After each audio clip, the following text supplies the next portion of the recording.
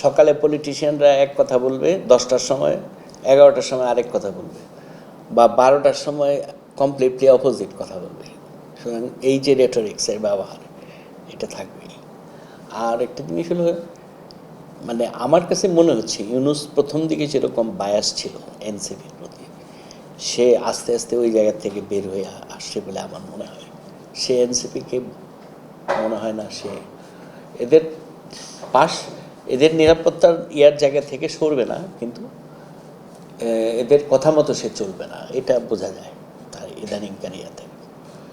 এনসিপির মধ্যে একটা ডিকটেট করার প্রবণতা ছিল, যে আমরা যা বলবো তাই শুনবে, ওই জায়গাটা সে কাটায় উঠছে আর কি। ইউনূস তো মানে যা করার সে তাই করছে। দেখেন, তার বিএনপির সাথে একটা আন্ডারস্ট্যান্ডিং হয়েছে, এটা আমি শিওর, কোনো সন্দেহ নেই। তার কাছে BNP is not a problem এই মুহূর্তে। তার কাছে প্রবলেম হলো জামাত এবং এনসিপি। সে যদি তাদেরকে একটু আলাদা করে সময় দেয়, এটা নিয়ে ওইভাবে দেখাই ভালো। বলতেছে না যে জামাতকে বেশি সময় দিচ্ছে, এতে তার নিরপেক্ষতা হারাচ্ছে, বিষয়টা ওই পজিশনে থেকে এইভাবে দেখার কোনো সুযোগ নাই। তার বাস্তব প্রয়োজনেই সে জামাত এবং এনসিপির সাথে কথা হবে, কারণ বিএনপির সাথে তার একটা, আমি যেটা বুঝি আর কি, একটা আন্ডারস্ট্যান্ডিংয়ের মধ্য দিয়েই তারা চলতেছে এবং এটা কন্টিনিউ করবে।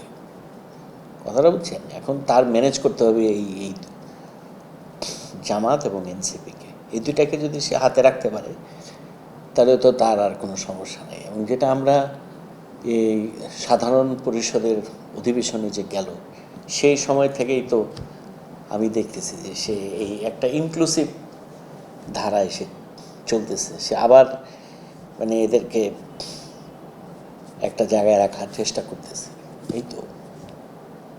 এটা আমার মনে হয় না যে মানে এটাকে সবসময় এক সরল রৈখিকভাবে দেখার সুযোগ নাই। যখন যে সিচুয়েশান আসবে, সেই সিচুয়েশানে যে কথা বলা দরকার সেটা বলবে, যখন যে সিচুয়েশানে যে কাজ করা দরকার সেটা করবে। কারণ একটার সাথে আরেকটার কন্ট্রাডিকশন থাকতেও পারে, নাও থাকতে পারে। এটাই পলিটিক্সটা হলো খুব, সে ডার্টি গেম বলে আর কি। It's a kind of dirty game.